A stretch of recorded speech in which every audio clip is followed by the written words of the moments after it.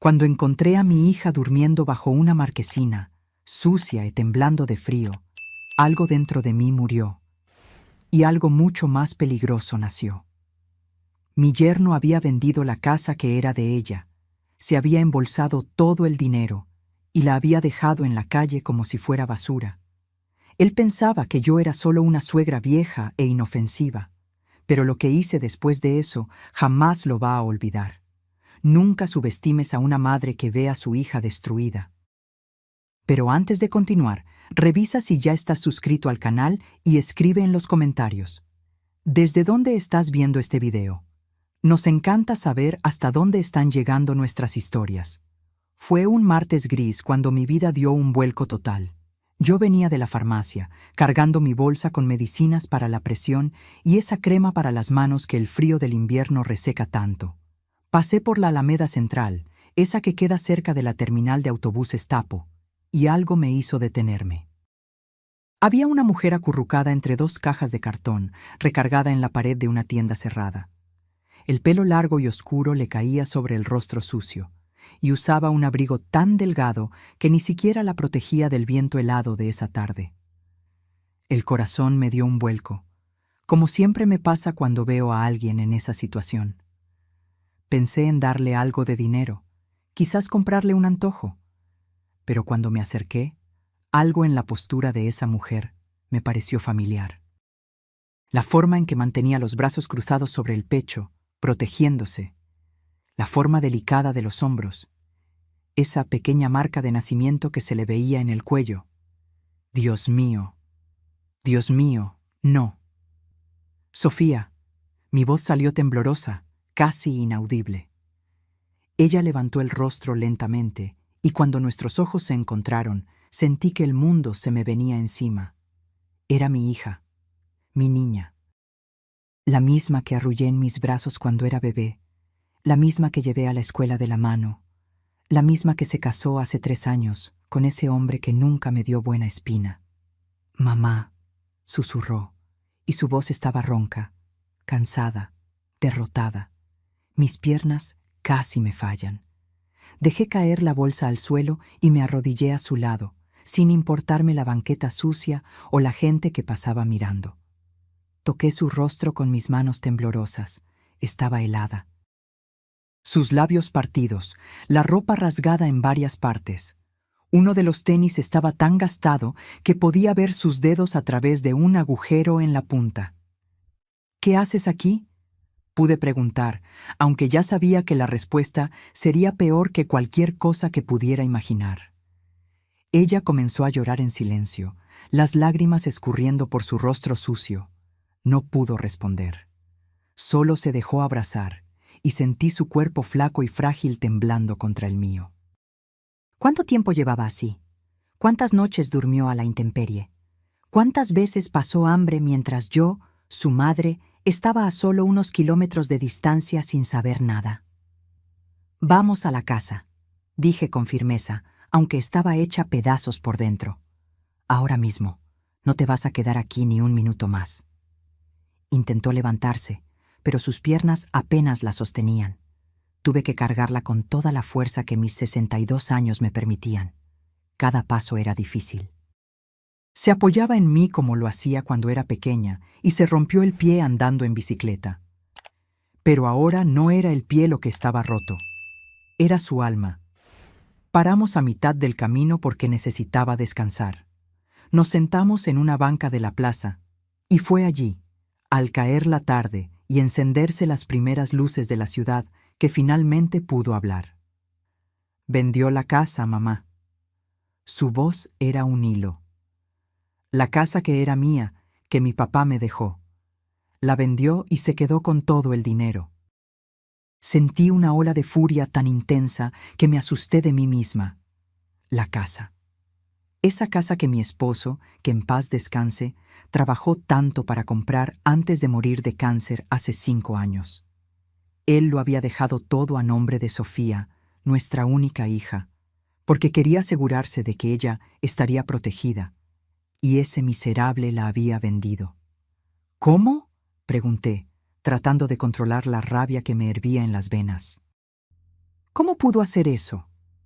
Me convenció de traspasársela a su nombre, explicó con la voz embargada. Dijo que era para conseguir un mejor préstamo para invertir en un negocio. Yo confié.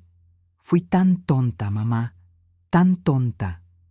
Sostuve su rostro con las 2 manos y la obligué a mirarme a los ojos. No fuiste tonta. Confiaste en alguien que prometió amarte. Eso no es tontería. Es él quien es un gusano. Ella siguió llorando, y continuamos sentadas allí hasta que recuperó algo de fuerza. Luego retomamos el camino a mi casa. Cada paso parecía cargar el peso de todo el dolor que había acumulado. Cuando finalmente llegamos, ya era de noche. Le preparé un baño caliente y separé ropa limpia. Mientras estaba en la regadera, hice una sopa bien calientita, de esas que siempre la reconfortaban cuando era niña. Sofía comió despacio, como si hubiera olvidado lo que era sentarse a la mesa y tener una comida de verdad. Observé cada movimiento de ella y mi corazón se partía con cada cucharada. Estaba tan flaca, tan apagada. ¿Dónde estaba esa muchacha vibrante que bailaba por la casa y soñaba con tener una familia feliz? ¿Cuánto tiempo hace?, pregunté suavemente. 2 semanas desde que me corrió, respondió mirando el plato. Pero hace casi 2 meses que vendió la casa. Ya estaba viviendo con la otra cuando me lo contó. La otra. Claro que había otra. Hombres así siempre tienen otra. ¿Por qué no me buscaste antes? Ella bajó la cabeza, avergonzada. Porque me dio vergüenza, mamá. Vergüenza de haber caído en sus mentiras. Vergüenza de haberlos alejado a ti y a la familia cuando él empezó a aislarme. Decía que quería separarnos, que nunca lo aceptaste. Y le creí. Respiré hondo, luchando contra el nudo en la garganta. Tenía razón en una cosa. Yo nunca había aceptado a ese hombre de verdad. Desde el primer día sentí que había algo mal en él. Una actitud demasiado arrogante, una falsa amabilidad que solo mostraba cuando le convenía. Pero Sofía estaba tan enamorada que no quiso escuchar mis advertencias. Y yo, tratando de ser una buena madre, terminé alejándome para no forzar una elección entre él y yo. ¡Qué error terrible! Después de que terminó de comer, la llevé al cuarto de huéspedes. Arreglé la cama con las sábanas más suaves que tenía y puse cobertores extras. Se acostó y cerró los ojos, exhausta. Me quedé allí parada, observándola dormir, y por primera vez en años sentí un miedo real. Miedo de que nunca más volviera a ser quien era. Miedo de que ese hombre le hubiera robado no solo la casa y el dinero, sino la esencia de mi hija. Pero entonces, en el fondo de ese miedo, algo más fuerte comenzó a crecer. Rabia, rabia pura y cristalina. Una determinación que yo no sabía que aún existía dentro de mí. Salí del cuarto y fui a la sala. Encendí la computadora vieja que estaba sobre el escritorio y comencé a investigar. Necesitaba entender mis derechos. Necesitaba saber qué se podía hacer. Pasé la noche entera leyendo sobre fraude patrimonial, manipulación financiera, derecho sucesorio. Cuando salió el sol, yo ya tenía un plan. No era un plan perfecto, pero era un comienzo. Ese hombre creía que podía destruir a mi hija y salirse con la suya. Creía que yo era solo una vieja viuda inofensiva que no representaba ninguna amenaza. Estaba a punto de descubrir lo equivocado que estaba. Al día siguiente, desperté con una claridad mental que no sentía hacía años. Sofía aún dormía profundamente, su cuerpo finalmente descansando después de tanto sufrimiento. Preparé café, separé fruta y pan fresco que había comprado temprano en la panadería de la esquina. Cuando apareció en la cocina, con los ojos todavía hinchados pero ya un poco más viva, sentí una punzada de esperanza. «Buenos días, hija». «Buenos días, mamá», respondió, sentándose a la mesa con cuidado, como si todavía no creyera que realmente estaba allí. Serví el café y me senté frente a ella. «Sofía, necesito que me cuentes todo, cada detalle, por más doloroso que sea». Ella dudó, mordiéndose el labio inferior. Luego respiró hondo y comenzó. La historia era peor de lo que imaginaba. Alejandro, mi yerno, había comenzado el cambio sutil hacía casi un año. Primero fueron pequeñas críticas a la forma en que ella se vestía, a la comida que hacía, a los amigos que tenía. Después comenzó a controlar el dinero, diciendo que él era mejor con las finanzas. Sofía, siempre tan confiada, fue perdiendo terreno poco a poco. Él la convencía de que estaba equivocada en todo, que era exagerada, que era difícil de tratar. Cuando mi esposo murió y le dejó la casa a ella, Alejandro se obsesionó. Decía que la casa debía estar a su nombre, que un hombre debe ser el proveedor, que ella le estaba faltando al respeto al no confiar en él. La presionó tanto que ella terminó cediendo, creyendo que era por el bien del matrimonio. 3 meses después del traspaso, él vendió todo sin avisar. Sofía solo se dio cuenta cuando llegó a casa y encontró a los nuevos dueños cambiando las cerraduras. Alejandro ya había alquilado un apartamento pequeño y barato para ella, diciendo que era temporal, mientras él organizaba las finanzas. Pero el dinero de la venta nunca apareció. Simplemente se esfumó con todo. Y entonces ella descubrió. Él estaba viviendo en un condominio de lujo con la amante, una mujer más joven que había conocido en el trabajo. Llevaban meses con la relación. El dinero de la casa de Sofía pagó el enganche del apartamento nuevo de ellos. Cuando Sofía confrontó a Alejandro, él se rió en su cara. Le dijo que había sido tonta por haber confiado en él, que no tenía forma de probar nada, que él había hecho todo legalmente. Luego la echó del apartamento alquilado cuando ella ya no tenía cómo pagar. Simplemente tiró sus maletas a la banqueta y cerró la puerta con llave. Escuché todo en silencio, sintiendo cómo me subía la presión con cada frase. Cuando terminó, estaba llorando de nuevo. Extendí la mano sobre la mesa y sostuve la suya con firmeza. Cometió un error muy grande, dije, y mi voz salió más fría de lo que pretendía. Él pensó que estaba sola, pero no lo estás.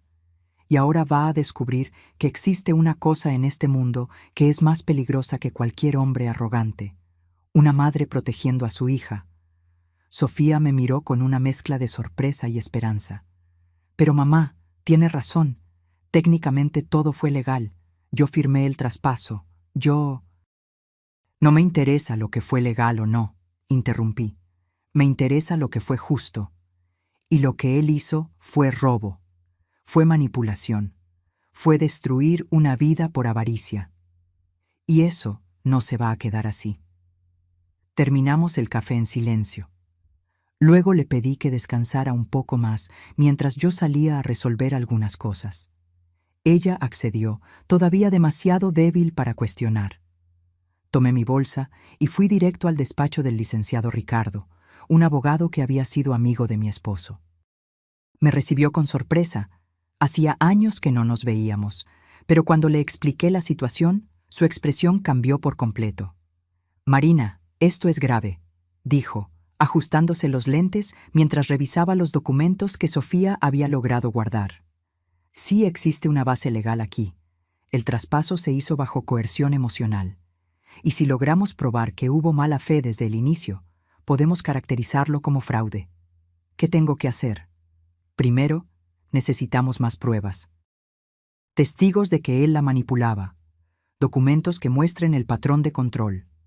Si usted consigue eso, puedo interponer una acción para anular la venta y recuperar el patrimonio». «¿Y cuánto tiempo lleva eso?». El licenciado Ricardo suspiró. «Meses, quizás años. El sistema es lento, Marina. Usted debe estar preparada para una batalla larga». Salí del despacho con una sensación pesada en el pecho. Años. Sofía no podía esperar años. Necesitaba justicia ahora. Necesitaba ver a ese hombre pagar por lo que hizo antes de que perdiera completamente la fe en cualquier cosa. Caminé por las calles de la ciudad, pensando. El sol de la mañana pegaba fuerte, pero apenas lo sentía. Mi cabeza trabajaba a máxima velocidad. Necesitaba una forma de hacer que Alejandro entendiera la gravedad de lo que había hecho. Una forma que no involucrara violencia ni nada ilegal, pero que le diera justo donde le dolía. Fue entonces cuando recordé algo que Sofía había mencionado. La amante no sabía toda la verdad. Alejandro le había contado una versión diferente de la historia, pintando a Sofía como una esposa problemática que él tuvo que dejar. La amante creía que él era un buen hombre que se había liberado de un matrimonio tóxico. Un plan comenzó a formarse en mi mente. Era arriesgado, era audaz, pero quizás era exactamente lo que necesitaba. Regresé a casa y encontré a Sofía en la sala, mirando por la ventana. Me senté a su lado. «Hija, necesito que confíes en mí. Voy a hacer algunas cosas que pueden parecer extrañas, pero todo es para ayudarte. ¿Confías en mí?» Ella me miró a los ojos y por primera vez en días vi un destello de la antigua Sofía allí. «Siempre he confiado, mamá». «Perfecto. Entonces dime, ¿tienes alguna forma de contactar a la mujer que está con él?» Sofía frunció el ceño. «Tengo su Instagram». «¿Pero por qué?» Sonreí. No fue una sonrisa feliz. Fue una sonrisa de quien acaba de encontrar la primera pieza de un rompecabezas complejo. Porque toda buena historia necesita que se cuente la verdad. Y me voy a asegurar de que ella escuche la versión real de los hechos. En las horas siguientes, Sofía me ayudó a reunir todo lo que tenía. Mensajes viejos donde Alejandro la insultaba, comprobantes del traspaso de la casa, fotos de cómo estaba antes y después de conocerlo. Organizamos todo en una carpeta digital. Era un dossier completo de la destrucción sistemática que ese hombre había causado. Luego llegó la hora más difícil: crear una cuenta anónima y enviar todo a la amante. Sofía dudó. «Mamá, no va a creer. Va a pensar que es mentira». «Quizás», admití, «pero va a plantar una semilla de duda. Y la duda es todo lo que necesitamos para empezar a desmoronar su castillo de mentiras». Apreté el botón de enviar. El mensaje fue simple y directo. «Crees que conoces al hombre con el que estás, pero ¿conoces la verdad sobre cómo consiguió el dinero para su apartamento?»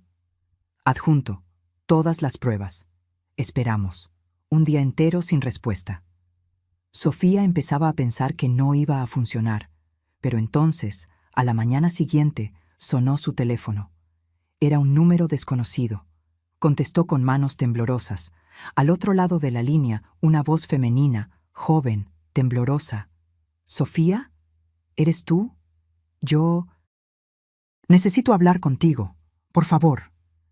La llamada duró casi una hora. Me senté junto a Sofía mientras ella conversaba con Camila, la amante de Alejandro. Podía escuchar la voz de la muchacha por el teléfono, oscilando entre la incredulidad y el horror conforme Sofía iba respondiendo sus preguntas. Al final, Camila estaba llorando. «Me dijo que eras manipuladora», sollozaba del otro lado, «que tenías problemas psicológicos, que él tuvo que huir de ti. Creí todo». «Lo sé», respondió Sofía, y había una tristeza profunda en su voz. «Es muy bueno para hacer que la gente le crea». Cuando colgaron, Sofía me miró con los ojos llorosos. «Quiere verme. Dice que tiene cosas que contarme también». 2 días después, nos encontramos con Camila en una cafetería discreta en el centro. Era más joven de lo que imaginaba, quizás unos 25 años. Bonita, pero con esa apariencia cansada de quien no ha dormido bien. Cuando nos vio, se levantó de inmediato. «Sofía, lo siento mucho», fueron sus primeras palabras. No sabía, juro que no sabía nada de esto. Sofía asintió, manteniendo la compostura. Yo me quedé en silencio, observando. Camila había traído una carpeta propia, llena de papeles. Después de que recibí esos mensajes, empecé a investigar, explicó, las manos temblando mientras organizaba los documentos sobre la mesa. Alejandro me mintió sobre muchas cosas. Dijo que el apartamento era inversión suya, ahorros de años. Pero mire esto. Empujó un estado de cuenta bancario en nuestra dirección. La fecha coincidía exactamente con la venta de la casa de Sofía. Una transferencia enorme, seguida de retiros y pagos. «Y hay más», Camila continuó, la voz volviéndose más firme conforme hablaba. Está haciendo lo mismo conmigo. Me pidió que pusiera mi auto a su nombre para facilitar un negocio. Estaba a punto de hacerlo. Miré a Sofía. Estaba pálida, pero había algo diferente en sus ojos. Rabia. Rabia saludable, esa que nos impulsa a actuar en lugar de paralizarnos. Es un estafador, dije, y ambas me miraron. Un estafador emocional, y debe ser detenido antes de que destruya más vidas. Camila asintió de inmediato. Quiero ayudar. Quiero hacer lo que sea necesario para exponerlo. Pasamos la tarde entera en esa cafetería, las tres, trazando un plan. Camila todavía vivía con Alejandro, así que tenía acceso a documentos e información que serían cruciales. Aceptó fotografiar todo lo que pudiera servir como prueba. Estados de cuenta, contratos, mensajes, todo. También descubrimos algo que cambió completamente el juego.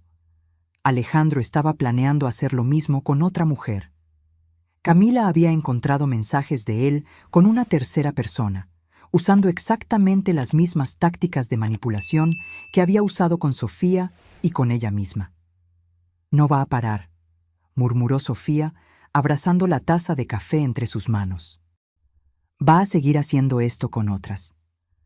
No si depende de nosotras, respondí, con una determinación que me sorprendió incluso a mí misma.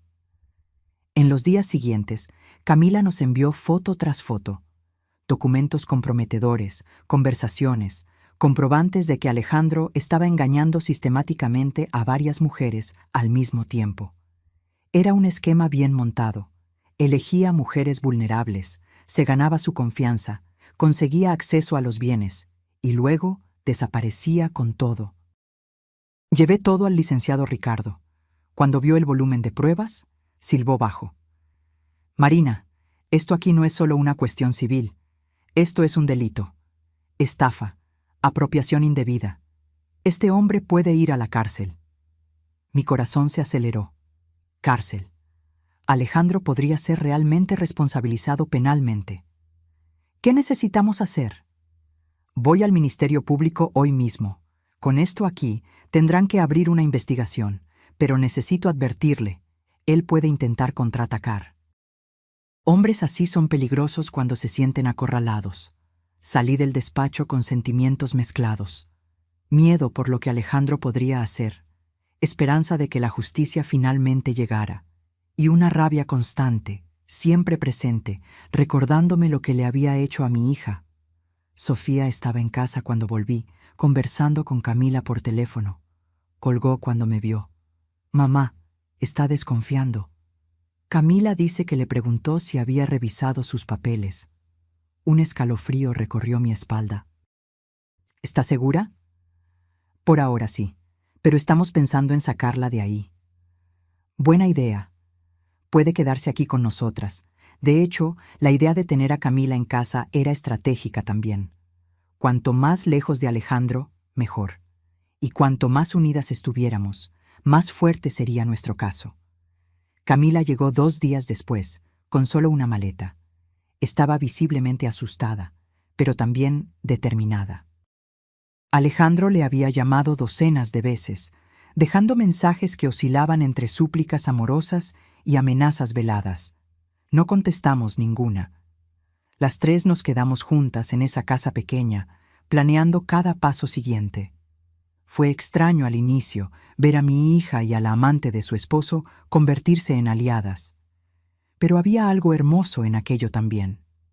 2 mujeres que habían sido víctimas del mismo depredador, uniendo fuerzas para derribarlo. Una semana después de nuestra visita al Ministerio Público, recibimos la noticia. Alejandro sería citado a declarar. La investigación estaba oficialmente abierta. El licenciado Ricardo nos avisó que era solo el comienzo, que el proceso sería largo y desgastante. Pero era un comienzo. Esa noche, sentadas en el patio de la casa, Sofía finalmente se derrumbó. Lloró como no había llorado desde que la encontré en la calle. Ya no era llanto de desesperación, era llanto de alivio, de liberación. Mamá, pensé que nunca iba a poder salir de esto, dijo entre sollozos. Pensé que iba a quedar atrapada en esta situación para siempre. Abracé a mi hija, sintiendo su cuerpo temblar contra el mío. Estás libre, mi amor, y él va a pagar. Te prometo que va a pagar. Camila se unió al abrazo y nosotras tres nos quedamos allí. 3 generaciones de mujeres que habían sido subestimadas, lastimadas, pero que se negaban a permanecer como víctimas. Lo que Alejandro no sabía era que teníamos un as más bajo la manga.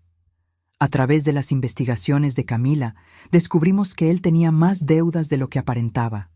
El apartamento de lujo donde vivía estaba al límite de ser ejecutado por el banco. Los autos caros que ostentaba eran rentados. Toda esa vida de rico era una fachada sostenida por el dinero que robaba de mujeres vulnerables. Y teníamos todas las pruebas de eso. La citación judicial le llegó a Alejandro una mañana de lunes. Lo sé porque Camila todavía tenía acceso al condominio donde vivía y conocía al portero. Él nos mandó una foto. Alejandro recibiendo el sobre oficial, el rostro poniéndose pálido conforme leía el contenido. Fue delicioso imaginar su desesperación en ese momento. Pero yo sabía que no podíamos dormirnos en nuestros laureles. Hombres como Alejandro son peligrosos justamente cuando se sienten acorralados. Y él no decepcionó. 3 días después de la citación, comenzaron las llamadas. Primero a Sofía, luego a Camila, después incluso a mí. Todas las ignoramos. Luego cambió de táctica. Apareció en mi casa. Fue una tarde de jueves. Yo estaba preparando la comida cuando el timbre sonó insistentemente. Miré por la mirilla y allí estaba él, Alejandro, con ese traje caro que siempre usaba para impresionar, el cabello impecablemente peinado, pero el rostro demostrando puro desespero. «Marina, por favor, sé que está ahí», gritaba desde afuera. «Necesitamos hablar». Sofía y Camila estaban en la planta de arriba. Les hice señas para que se quedaran calladas. Luego abrí la puerta, pero mantuve la cadena de seguridad puesta. «¿Qué quieres, Alejandro?» Él intentó la sonrisa encantadora que probablemente funcionaba con otras mujeres. Conmigo no. «Marina, suegra, creo que hubo un terrible malentendido. Necesitamos resolver esto en familia». «¿Familia?», repetí, y mi voz salió helada. «Dejaste a mi hija en la calle, Alejandro. Robaste lo que era de ella». «¿Qué clase de familia es esa?». Su sonrisa vaciló. «No fue así. Sofía está distorsionando todo.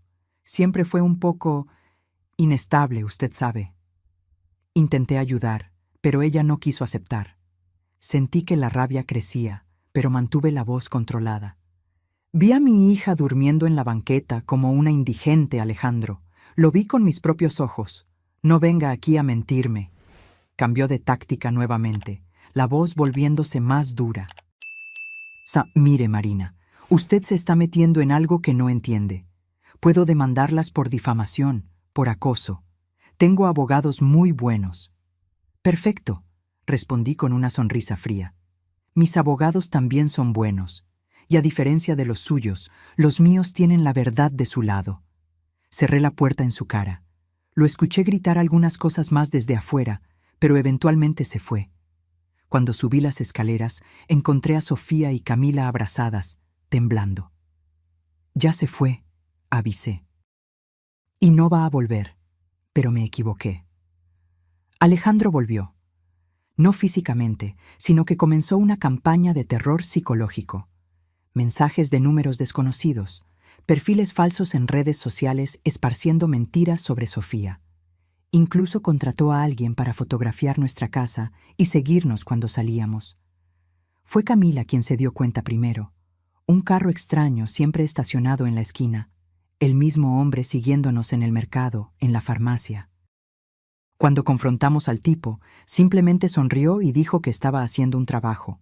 No era ilegal, técnicamente, pero era aterrador. El licenciado Ricardo interpuso una orden de restricción. Tardó 2 semanas en ser aprobada, 2 semanas de ansiedad constante. Pero cuando finalmente salió, la orden era clara. Alejandro debía mantener una distancia mínima de 50 metros de nosotras 3. La violación de esa orden daría cárcel. Pensamos que esto lo calmaría. De nuevo, estábamos equivocadas. Una noche me desperté con el sonido de un vidrio rompiéndose. Bajé corriendo y encontré una piedra en medio de la sala, rodeada de pedazos de la ventana. Atada a la piedra había un recado. «Te vas a arrepentir de haberte metido conmigo». Llamé a la policía. Vinieron, levantaron el acta policial, pero no había prueba de que fuera Alejandro. No había cámaras, no había testigos. Era listo. Sofía entró en pánico. Veía a Alejandro en cada sombra, en cada ruido extraño. Camila no estaba mucho mejor, y yo, que había jurado proteger a mi hija, me sentía impotente. Fue entonces cuando tuve una idea. Si Alejandro quería jugar a la intimidación, podíamos hacer lo mismo, pero de forma legal, inteligente. Contraté a un investigador privado, el mismo que el licenciado Ricardo usaba en casos complicados, un hombre discreto llamado Roberto. «Quiero saber todo sobre Alejandro», le di la instrucción. «¿Dónde va? ¿Con quién habla? ¿Qué hace? Todo lo que sea legal investigar, quiero saberlo». Roberto trabajó rápido. En una semana tenía un dossier completo, y lo que descubrimos fue oro puro. Alejandro estaba en la ruina, completamente en la ruina. Las deudas eran mayores de lo que imaginábamos. Debía a bancos, agiotistas, hasta al propio condominio. El apartamento de lujo estaba en proceso de desalojo. Los carros rentados estaban a punto de ser recogidos. Toda esa vida de apariencia se estaba desmoronando. Y más, ya tenía una nueva víctima en la mira. Una empresaria viuda, dueña de una pequeña cadena de tiendas. Roberto tenía fotos de él con ella, siempre atento, siempre encantador. El mismo patrón de siempre. «Tenemos que avisarle», dijo Sofía tan pronto como vio las fotos. «Vamos a hacerlo», concordé. «Pero con cuidado. Si ella es la próxima víctima, quizás también quiera justicia». Descubrir el nombre de la mujer fue fácil. Marta, 52 años, viuda desde hace 3. Encontrar una forma de contactarla sin parecer locas fue más complicado. Al final, decidimos ser directas. Camila la abordó a la salida de una de sus tiendas, le explicó brevemente la situación y le entregó una carpeta con todas las pruebas. Marta se quedó en shock, pero no desconfiada. Dijo que necesitaba tiempo para procesar todo. 2 días después, nos llamó. «¿Puedo visitarlas?» Marta llegó a casa la mañana de un sábado. Era una mujer elegante, de cabello entrecano bien cuidado y ojos perspicaces. Se sentó en la sala y escuchó nuestra historia entera en silencio. Cuando terminamos, suspiró profundamente. «Me pidió que pusiera una de las tiendas a su nombre», reveló. «Dijo que era para protegerla de impuestos. Estaba a punto de hacerlo la semana que viene. Sentí un escalofrío, una vida más que Alejandro estaba a punto de destruir». «¿Tiene pruebas de las conversaciones con él?», pregunté. «Tengo todo grabado», respondió, y una pequeña sonrisa apareció en su rostro. «Mi esposo me enseñó a ser cuidadosa en los negocios. Siempre grabo conversaciones importantes. Aquello lo cambió todo. Grabaciones eran pruebas irrefutables. Con el testimonio de Marta y sus grabaciones, el caso contra Alejandro se volvía prácticamente irrompible. Llevamos todo al licenciado Ricardo inmediatamente. Apenas podía creer la suerte. «Con esto aquí, vamos a conseguir no solo la condena civil, sino la criminal también», dijo, con los ojos brillando. «Este hombre va a la cárcel, Marina. Va a la cárcel de verdad». Esa noche, las 4 nos sentamos en el patio. Yo, Sofía, Camila y Marta. 4 mujeres de edades e historias diferentes, unidas contra un enemigo común. Había algo poderoso en aquello. «¿Por qué hace esto?», preguntó Sofía de repente. «¿Por qué sigue lastimando a la gente?». «Porque puede», respondió Marta, su voz cargada de una tristeza sabia. «Porque siempre ha podido, y nadie nunca lo detuvo de verdad». «Hasta ahora», completé. La audiencia fue marcada para un martes frío de julio. Llegamos temprano al juzgado, las 4 juntas. Sofía estaba visiblemente nerviosa, las manos sudando y temblando. Camila no paraba de revisar el celular. Marta permanecía tranquila, pero yo podía ver la tensión en sus hombros. Y yo estaba enfocada. Había esperado tanto por ese momento. Alejandro llegó con 2 abogados, ambos de traje impecable. Él mismo usaba su mejor traje, esa máscara de hombre respetable que siempre vestía tan bien. Cuando nos vio, su rostro se contorsionó en una expresión de desprecio mal disimulado. ¿De verdad tenían que venir todas?, dijo lo suficientemente alto para que oyéramos. Parece reunión de brujas. Uno de sus abogados le tocó el brazo, diciendo algo bajo. Alejandro se calló, pero siguió mirándonos con esa mirada llena de odio. La audiencia comenzó. El fiscal presentó el caso de forma metódica y devastadora. Cada documento, cada prueba, cada testimonio. Sofía habló primero, la voz fallándole en algunos momentos, pero manteniéndose firme. Contó sobre la manipulación, sobre cómo fue convencida de traspasar la casa, sobre cómo fue abandonada sin nada. Los abogados de Alejandro intentaron desacreditarla, sugiriendo que era inestable, que tenía problemas psicológicos. Pero cuando el fiscal presentó los informes médicos mostrando que Sofía estaba perfectamente sana, esa línea de defensa se desmoronó. Camila testificó enseguida. Su testimonio fue aún más impactante porque ella había sido la otra mujer, y ahora estaba allí exponiendo exactamente cómo operaba Alejandro. Cómo creaba narrativas falsas, cómo manipulaba emociones, cómo aislaba a sus víctimas. Marta fue la última. Tranquila y articulada, destruyó cualquier credibilidad que Alejandro todavía tuviera.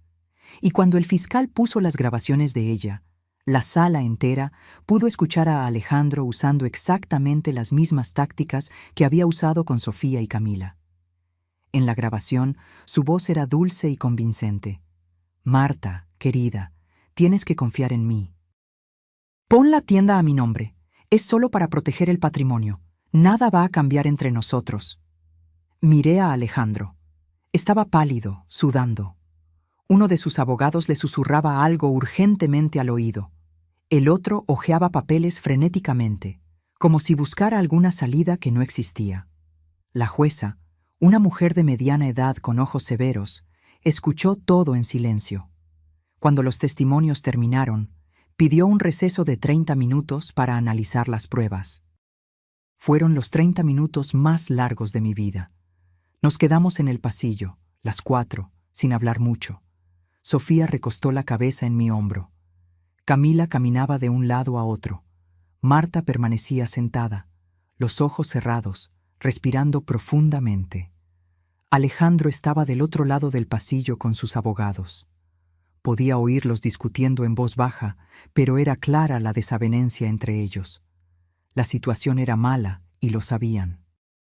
Cuando volvimos a la sala, la jueza tenía una expresión que no pude descifrar. Se ajustó los lentes y comenzó a hablar.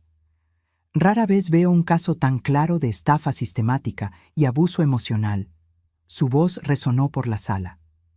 El acusado, Alejandro Vázquez, utilizó manipulación psicológica para obtener acceso a los bienes de múltiples víctimas, apropiándose indebidamente de valores que no le pertenecían. Mi corazón se aceleró. Además, continuó la jueza, hay suficiente evidencia de que el acusado actuó con premeditación y dolo, configurando no solo delito civil, sino criminal. Por lo tanto, determino la prisión preventiva del acusado hasta el juicio final, así como el bloqueo inmediato de todos sus bienes. El mundo pareció detenerse por un segundo. Luego Sofía soltó un suspiro que era medio llanto, medio risa. Camila se cubrió el rostro con las manos. Marta simplemente asintió, como si supiera que aquello iba a pasar. Alejandro se levantó bruscamente. «Esto es un absurdo», gritó. «No pueden hacerme esto. Tengo derechos». «Señor Vázquez», dijo la jueza firmemente, «sugiero que se calme o tendrá que ser retirado a la fuerza». 2 guardias de seguridad ya se estaban acercando. Alejandro miró a su alrededor, desesperado, buscando alguna salida que no existía. Sus ojos se encontraron con los míos por un breve momento y allí vi, no remordimiento, no vergüenza, sino rabia pura. Rabia de haber sido descubierto, rabia de haber sido detenido. Pero ya no importaba más. Estaba acabado. Los guardias se lo llevaron. Pudimos oírlo gritar en el pasillo hasta que las puertas se cerraron y el silencio regresó. Salimos del juzgado en silencio. Solo cuando llegamos al estacionamiento fue que Sofía finalmente se derrumbó, cayendo de rodillas y llorando a mares. No era llanto de tristeza, era llanto de liberación, de alivio, de justicia finalmente cumplida. Nosotras tres nos arrodillamos a su lado, abrazándola mientras ella lloraba. Las personas que pasaban miraban curiosas, pero no me importó. Mi hija estaba finalmente libre, realmente libre. En las semanas siguientes seguimos el desarrollo del caso. Alejandro intentó apelar desde la cárcel, pero cada intento fue negado. Sus bienes fueron todos bloqueados y comenzó el proceso de reparación del daño a las víctimas. La casa que había vendido no podía ser recuperada. Los nuevos dueños eran inocentes, pero el dinero le sería devuelto a Sofía. Además, otras mujeres comenzaron a aparecer. Víctimas que él había hecho antes de Sofía, que se habían quedado en silencio por vergüenza o miedo. Pero cuando vieron que él había sido arrestado, tuvieron el coraje de denunciar también. Al final, eran 8 mujeres.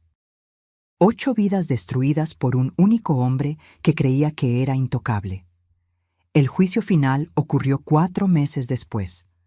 Alejandro fue condenado a 12 años de prisión por múltiples casos de estafa, apropiación indebida y asociación delictuosa. Sí, asociación delictuosa. Descubrimos que tenía un cómplice que lo ayudaba a encontrar víctimas y falsificar documentos. Cuando la sentencia fue leída, miré a Sofía. No estaba llorando. Estaba serena, en paz. No había triunfo en sus ojos, solo aceptación. Ese capítulo de su vida había finalmente terminado. Del otro lado de la sala, Alejandro permanecía con el rostro duro, negándose a demostrar cualquier emoción. Pero yo podía ver la derrota en su postura, en la forma en que sus hombros se curvaban. Había subestimado a sus víctimas. Había creído que éramos débiles, que no íbamos a reaccionar, que podía continuar su vida de mentiras sin consecuencias. Fue el mayor error de su vida. La primera Navidad después de la condena de Alejandro fue diferente a todas las demás. Por primera vez en años, mi casa estaba llena de vida, risas y esperanza. Sofía, Camila y Marta se convirtieron en parte de la familia. No por la tragedia que compartimos, sino por la fuerza que encontramos juntas. Sofía estaba trabajando como auxiliar administrativa en una empresa pequeña. No pagaba mucho, pero ella hacía cuestión de contribuir con los gastos. Más importante que el dinero, sin embargo, era ver a mi hija recuperando la autoestima. Volvía a sonreír. ¿De verdad? Camila había vuelto a estudiar, haciendo un curso de contabilidad. Descubrió que tenía habilidad para los números y le estaba encantando. Aún vivía con nosotras. Dijo que no estaba lista para volver a vivir sola, y a mí no me importaba. La casa se sentía menos vacía con ella allí. Marta nos visitaba casi todos los fines de semana. Ella y yo habíamos desarrollado una amistad genuina. 2 viudas que entendían el dolor de perder a un compañero, pero también la fuerza que viene de seguir adelante. El dinero de la casa le fue devuelto a Sofía en parcialidades. No era lo ideal, pero era algo. Abrió una cuenta de ahorros y comenzó a planear el futuro. Hablaba de volver a estudiar, quizás hacer una carrera que siempre quiso, pero nunca tuvo el coraje. Yo la incentivaba en cada sueño. En febrero recibimos una carta inesperada.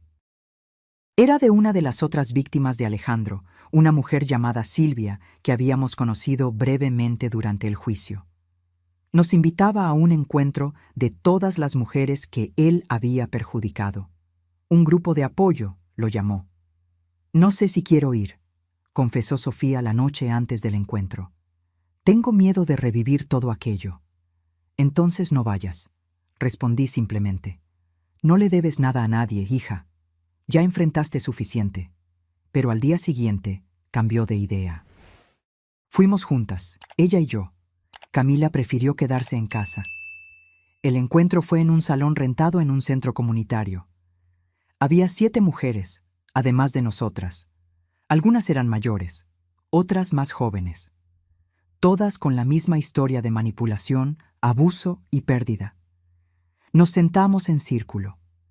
Al principio, había un silencio incómodo. Luego Silvia comenzó a hablar. Contó su historia, sin vergüenza, sin esconder nada. Cuando terminó, otra mujer comenzó. Y después, otra. Cuando llegó el turno de Sofía, ella dudó. Me miró y yo sostuve su mano. Luego habló.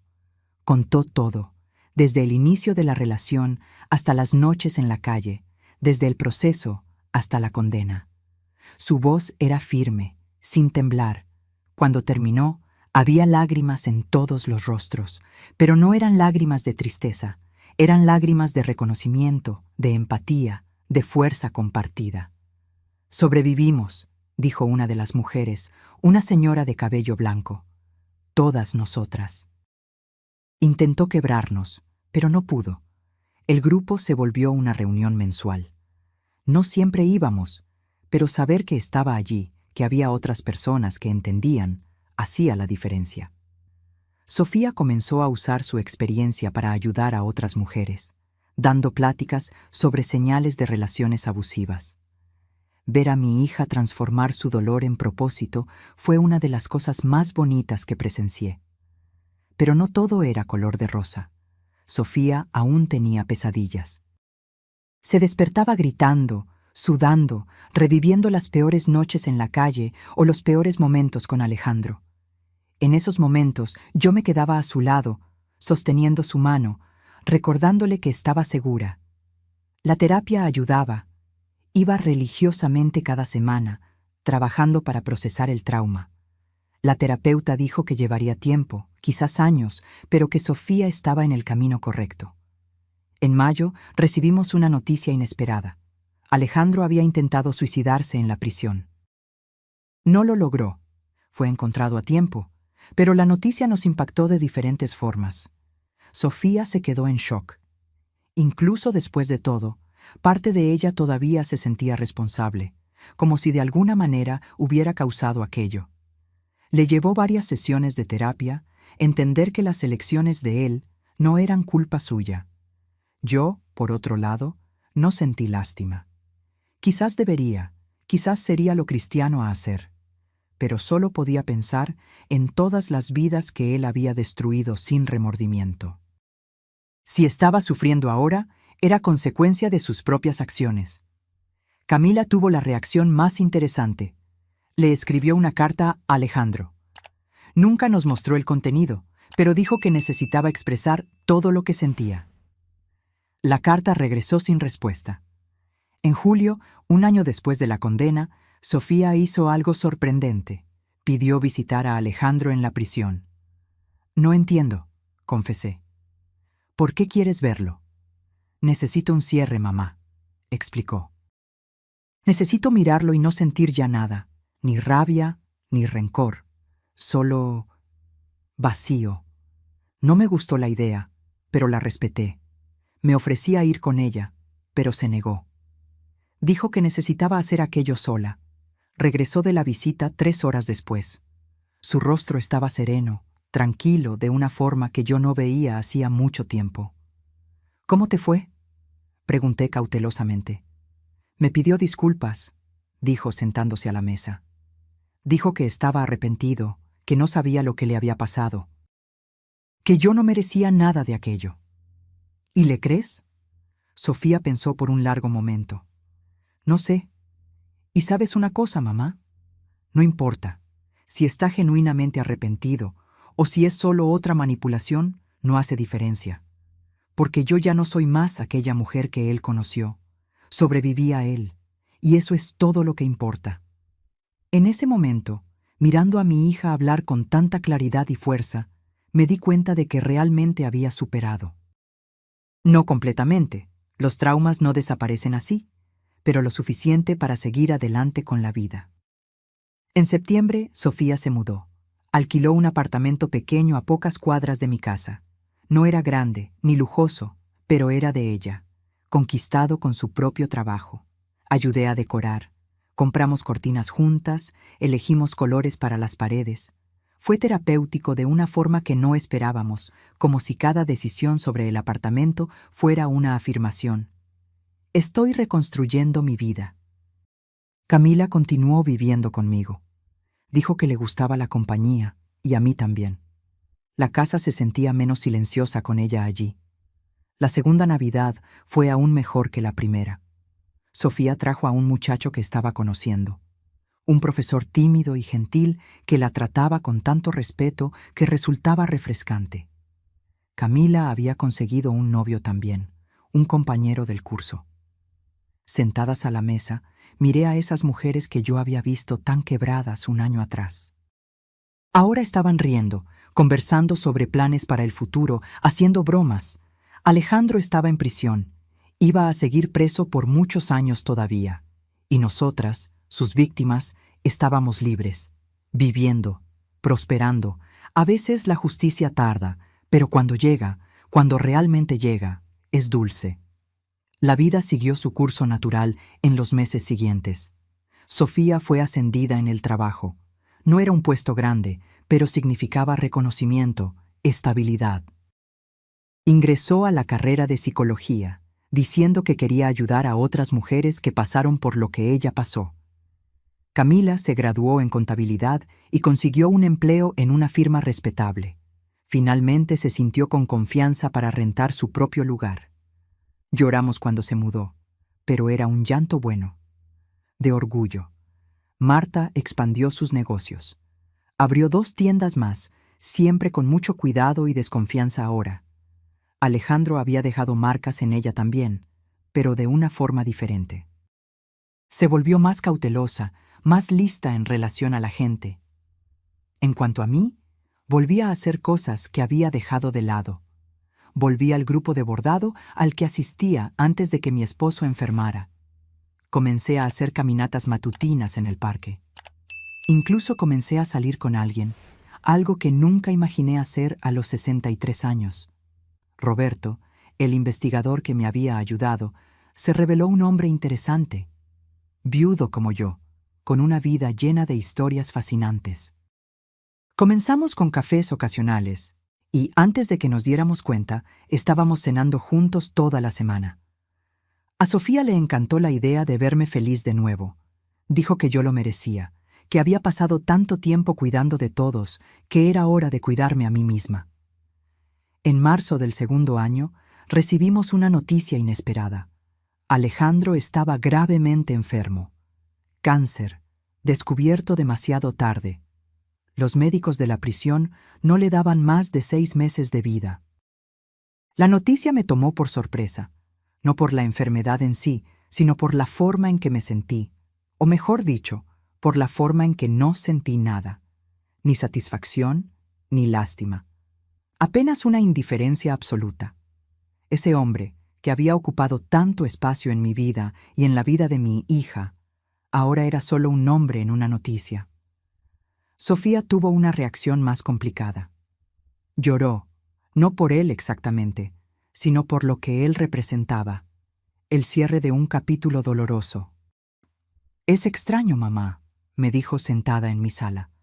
«Debería estar feliz o aliviada o qué sé yo, pero solo me siento cansada de todo esto. Entonces es hora de dejarlo ir de una vez», respondí sosteniendo su mano. «No necesitas preocuparte por lo que le pase a él. No merece ni eso de tu parte. Alejandro murió en junio. No fuimos al entierro. Ninguna de nosotras fue. Supimos después que casi nadie apareció. Solo un hermano lejano y uno de los exabogados. Las mujeres que él destruyó siguieron con sus vidas, y él murió solo, como merecía. En el grupo de apoyo discutimos mucho sobre lo que sentíamos en relación a su muerte. Algunas se sintieron libres finalmente. Otras sintieron una tristeza extraña. Yo, personalmente, sentí que era apenas el final de algo que ya había terminado hacía mucho tiempo. Sofía escribió una carta que nunca fue enviada. La terapeuta sugirió que escribiera todo lo que quería decirle a Alejandro y luego quemara la carta. Un ritual de liberación. Recuerdo la noche en que hicimos eso. Sofía, yo, Camila e incluso Marta nos reunimos en el patio trasero. Sofía leyó la carta en voz alta. Un texto largo sobre dolor, traición, pero también sobre superación y renacimiento. Cuando terminó, la quemamos juntas. Vimos las llamas consumir aquellas palabras, y con ellas los últimos vestigios de poder que Alejandro todavía tenía sobre nuestras vidas. Se acabó, susurró Sofía, y supe que tenía razón. En agosto, Sofía conoció a Pablo, no el profesor tímido. Aquello no había funcionado. Pablo era diferente. Un enfermero, algunos años mayor que ella, que trabajaba en el mismo edificio que su oficina. Se conocieron en el elevador. Él me contó después, y fue como si el mundo se detuviera. Me puse nerviosa cuando Sofía me contó que estaba saliendo con alguien de nuevo. Tenía miedo de que se lastimara otra vez, que cayera en manos de otro manipulador. Pero Pablo era genuino. Lo vi la primera vez que vino a cenar a casa, la forma en que miraba a Sofía, con respeto y adoración. Cómo le preguntaba si estaba cómoda, si quería algo. Cómo respetaba cuando ella decía no. «Mamá, sé lo que estás pensando», me dijo Sofía después de que él se fuera. Y yo también tuve los mismos miedos. Pero Pablo es diferente, y yo soy diferente. Ya no soy más aquella chica que acepta cualquier cosa solo para no quedarse sola. Aprendí a valorarme, y era verdad. Mi hija se había convertido en una mujer fuerte, segura, que sabía exactamente lo que merecía y no aceptaba menos que eso. La boda ocurrió en diciembre, una ceremonia pequeña e íntima. Sofía usó un vestido simple pero hermoso. Pablo lloró cuando la vio entrar. Yo también lloré, pero eran lágrimas de felicidad pura. Durante la fiesta, Sofía dio un discurso. Habló sobre segundas oportunidades, sobre nunca rendirse incluso cuando todo parece perdido, sobre la importancia de tener personas que luchan por ti cuando tú no tienes fuerzas para luchar por ti misma. Mi madre me salvó, dijo, mirándome directamente. Literalmente me salvó, y no solo físicamente. Me salvó de creer que yo no valía nada, que merecía sufrir, que aquello era todo lo que tendría en la vida. Mamá, gracias por todo. Cuando terminó, no había un ojo seco en la sala. Camila y Marta estaban allí, junto con todas las mujeres del grupo de apoyo. Éramos una familia extraña, construida no por sangre, sino por supervivencia compartida. Después de la boda, Sofía y Pablo compraron una casa pequeña. Nada lujoso, pero era de ellos. Construido con trabajo honesto, con amor real. La visité por primera vez y no pude contener las lágrimas al ver a mi hija feliz, realmente feliz, en un hogar que era verdaderamente suyo. En abril del año siguiente, Sofía me dio la mejor noticia. Estaba embarazada. Un niño, descubrió después. Lo llamarían Miguel, el nombre de mi difunto esposo. Para que sepa que vino de una línea de personas fuertes, explicó Sofía, la mano en el vientre todavía pequeño. Miguel nació en noviembre, un bebé saludable y ruidoso que llenó nuestras vidas de una alegría que yo no sabía que aún era posible sentir. Ser abuela fue una experiencia transformadora. Mirar a ese pequeño ser y saber que crecería en una casa llena de amor, seguridad y respeto me llenaba de esperanza. Hoy, 3 años después de encontrar a Sofía durmiendo en la calle, miro hacia atrás y apenas reconozco aquella época. Parece otra vida, una pesadilla distante que finalmente terminó. Sofía se graduó en psicología con honores. Comenzó a trabajar en una ONG que ayuda a víctimas de violencia doméstica. Dice que es el trabajo más gratificante que ha tenido. Ver a otras mujeres encontrando fuerza, así como ella encontró, Le da propósito a todo lo que pasó. Camila abrió su propia firma de contabilidad, pequeña pero próspera. Se especializó en ayudar a pequeños empresarios, especialmente mujeres emprendedoras que están comenzando. Aún nos vemos regularmente para comer y ponernos al día. Marta expandió tanto sus negocios que ahora tiene una red con 12 tiendas. Creó un programa dentro de la empresa para contratar mujeres que están comenzando de nuevo, ofreciendo no solo empleo, sino capacitación y soporte psicológico. En cuanto a mí, me casé con Roberto el año pasado. Fue una ceremonia aún más sencilla que la de Sofía, solo familia cercana y algunos amigos. No necesito grandes celebraciones. Aprendí que la felicidad está en las pequeñas cosas, en el café de la mañana compartido, en las caminatas de la tarde, en saber que hay alguien a mi lado.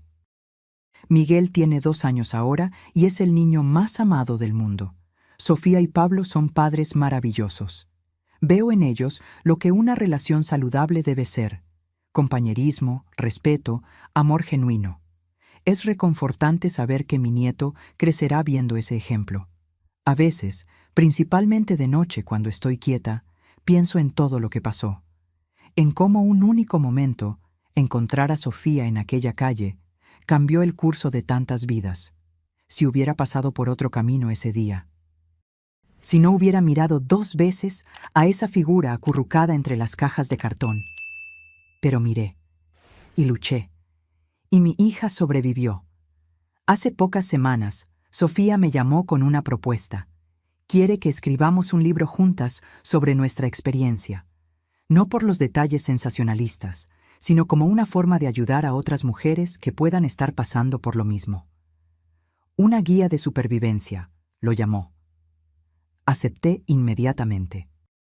Si nuestra historia puede salvar, aunque sea a una mujer, de pasar por lo que Sofía pasó, entonces vale la pena compartirla. Estamos escribiendo poco a poco, reviviendo memorias dolorosas, pero también celebrando las victorias.